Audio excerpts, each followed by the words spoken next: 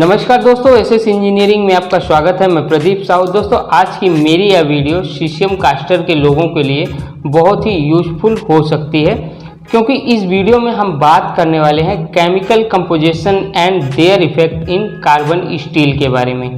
यानी कि दोस्तों, कार्बन स्टील को बनाने में कौन कौन से केमिकल का यूज़ किया जाता है एंड उन केमिकल के ज़्यादा या कम होने पर हमारे स्टील पर क्या इफेक्ट पड़ता है। दोस्तों, इस वीडियो में हम इसी टॉपिक पर डिस्कस करने वाले हैं, तो वीडियो को पूरा ज़रूर देखें। चलिए दोस्तों, वीडियो को शुरू करते हैं। दोस्तों, सबसे पहले हम बात करते हैं मेन केमिकल कंपोजिशन की, जो जनरली स्टील को बनाने में यूज किया जाता है। पहला कार्बन, दूसरा मैग्नीज, तीसरा सल्फर, चौथा फास्फोरस, पांचवा सिलिकॉन। दोस्तों, स्टील को बनाने के लिए मेनली केमिकल एलिमेंट्स होते हैं। इसके साथ एलॉय का यूज किया जाता है, जैसे कि aluminium, copper, neodymium, vanadium, titanium, chromium, निकल, मोलिब्डेनम, ब्रोन एंड कैल्शियम। और दोस्तों, नाइट्रोजन और कैल्शियम का यूज पीपीएम में किया जाता है। दोस्तों, कार्बन स्टील को बनाने के प्रोसेस में कुछ कमियां रह जाती हैं, जिसको सही करने के लिए कार्बन स्टील से एक डीऑक्सीडाइजेशन प्रोसेस होता है, जिसमें डीऑक्सीडाइजेशन को दो कैटेगरी में डिवाइड किया गया है। पहला सेमी किल, दूसरा फुली किल। दोस्तों, फुली किल में ऑक्सीजन सिरिंज से रिएक्शन करके पूरी तरह से इंप्रोड्यूस हटाया जाता है और सेमी किल में कुछ रह जाता है। ये जानना आपके लिए बहुत ही ज़्यादा ज़रूरी था, क्योंकि स्टील मेकिंग प्रोसेस में जो माइक्रो एलॉय यूज किया जाता है, ये जनरली डीऑक्सीडाइजेशन के लिए ही होता है। अब दोस्तों, वीडियो में आगे बढ़ते हैं और बात करते हैं कार्बन एलिमेंट्स। दोस्तों, जब कार्बन स्टील को बनाया जाता है तो वो प्योर स्टील होने की वजह से काफ़ी सॉफ्ट एंड लचीला होता है, और जब हम इसमें 2% तक कार्बन ऐड कर देते हैं तो स्टील की टफनेस, स्ट्रेंथ, हार्डनेस इंक्रीज हो जाती है, यानी कि बढ़ जाती है। और दोस्तों, जनरली स्टील में 0.15% से लेकर 0.3% तक कार्बन मिलाया जाता है। एंड बाय द वे, इसमें ज़्यादा अगर कार्बन ऐड कर दिया जाए तो स्टील की हार्डनेस बहुत ज़्यादा बढ़ जाएगी और वो ब्रिटलनेस नेचर का हो जाएगा, एंड उसकी जो डक्टिलिटी होती है वो कम हो जाएगी। अब बात करते हैं मैग्नीज की। तो दोस्तों, मैग्नीज कार्बन के बाद most and important alloying elements में सेकेंड नंबर पे मैग्नीज आता है। इसका भी नेचर कार्बन की तरह ही होता है। स्टील में मैग्नीज ऐड करने से टफनेस, हार्डनेस इंक्रीज हो जाता है एंड डक्टिलिटी माइनस हो जाती है। इसीलिए मैन्युफैक्चरर इस बात को हमेशा केयरली रखते हैं कि कहीं मैग्नीज प्लस ना हो जाए, क्योंकि अगर स्टील में मैग्नीज प्लस हो गया तो स्टील की वेल्डेबिलिटी माइनस हो जाएगी, जिससे वेल्डिंग वगैरह करना इम्पॉसिबल हो जाएगा, और जो ब्लेड कास्ट होगा वो एकदम से ब्रिटलनेस नेचर का हो जाएगा। अब बात करते हैं सल्फर के बारे में। दोस्तों, सल्फर को ऐड नहीं किया जाता है। सल्फर हमारे स्टील में एक रेजिडुअल एलिमेंट की तरह पहले से इन्वॉल्व होता है।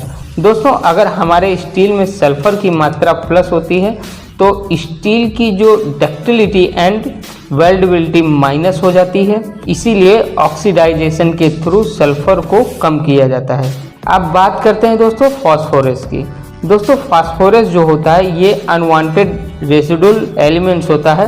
अगर दोस्तों आयरन में इसकी मात्रा प्लस रहती है तो डक्टिलिटी एंड वेल्डेबिलिटी माइनस हो जाती है, और जिस आयरन में फास्फोरस एक लिमिट % से प्लस हो जाता है तो हमारे ब्लेड में क्रैक जैसी प्रॉब्लम क्रिएट होने लगती है। अब बात करते हैं सिलिकॉन के बारे में।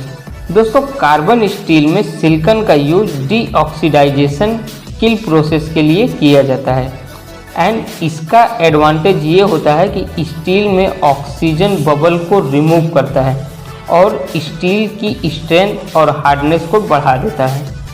अब बात करते हैं दोस्तों एल्यूमिनियम की।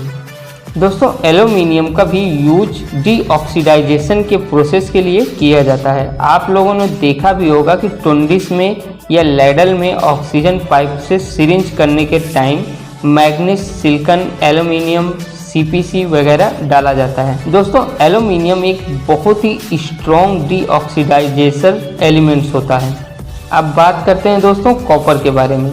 दोस्तों स्ट्रक्चरल स्टील में जनरली कॉपर का यूज क्रोजन रेजिस्टेंस की स्टील को बनाने के लिए किया जाता है, इसीलिए इसका यूज बहुत ही कम मात्रा में किया जाता है। कॉपर स्टील को रस्ट होने से बचाता है। अब बात करते हैं नाइट्रोजन के बारे में। दोस्तों नाइट्रोजन एक रेजिडुअल एलिमेंट्स होता है एंड इसे भी स्टील से रिमूव किया जाता है डीऑक्सीडाइजेशन के अकॉर्डिंग। इसके स्टील में एलॉय होने की वजह से स्टील की वेल्डेबिलिटी माइनस हो जाती है और साथ में टफनेस, हार्डनेस एंड डक्टिलिटी भी कम हो जाती है, इसीलिए डीऑक्सीडाइजेशन प्रोसेस के थ्रू इसे कम किया जाता है। अब बात करते हैं नियोबियम की। तो दोस्तों नियोबियम हमारे स्टील के लिए बहुत ज़रूरी होता है। ये स्टील में स्ट्रेंथ और डक्टिलिटी को इंक्रीज करता है। अब बात करते हैं वेनेडियम के बारे में। दोस्तों वेनेडियम स्टील में ऑक्साइड को रिमूव करता है एंड स्टील में yield strength and tensile strength को अच्छा बनाता है। अब बात करते हैं टिटेनियम के बारे में। दोस्तों टिटेनियम स्टील के ग्रेन साइज को स्मॉल रखता है एंड इंक्लूजन मार्किंग को राउंड रखता है हमारे स्टील में। अब बात करते हैं दोस्तों क्रोमियम के बारे में। दोस्तों क्रोमियम एक एलॉइंग एलिमेंट्स होता है जो इंक्रीज करता है corrosion resistance and oxidation properties को। और दोस्तों ये हमारे स्टील के ऊपर 1.1% की सरफेस लेयर बना देता है जो कि स्टील को जंग लगने से बचाता है। अब बात करते हैं निकल के बारे में। दोस्तों निकल का यूज ज़्यादातर स्टेनलेस स्टील के लिए किया जाता है, पर कुछ परसेंट तक ये माइल्ड स्टील में भी मिलाया जाता है। ये स्टील में स्ट्रेंथ, हार्डनेबिलिटी को इंक्रीज करता है और स्टील को क्रोजन फ्री बनाता है। अब बात करते हैं दोस्तों मोलिब्डेनम की। दोस्तों मोलिब्डेनम स्ट्रेंथ को इंक्रीज करता है boiler and pressure vessel steel का, क्योंकि इसका typical boiler operating temperature 400 degree Celsius तक होता है। ये भी क्रोमियम की तरह वर्क करता है। अब बात करते हैं दोस्तों कैल्शियम के बारे में। दोस्तों कैल्शियम का यूज डीऑक्सीडाइजेशन के लिए किया जाता है। Refining, deoxidisation, desulphurisation and shape control size and disturbance oxide sulphur inclusion को कंट्रोल करता है। इसका यूज बहुत ही कम मात्रा में किया जाता है, यानी कि पार्ट पर मिलियन के हिसाब से किया जाता है। तो दोस्तों ये थी chemical composition and chemical elements से रिलेटेड एक छोटी सी जानकारी। मैं उम्मीद करता हूँ कि मेरी यह वीडियो आप लोगों को ज़रूर पसंद आई होगी। मिलते हैं दोस्तों नेक्स्ट वीडियो में, तब तक के लिए goodbye. Thanks for watching my video.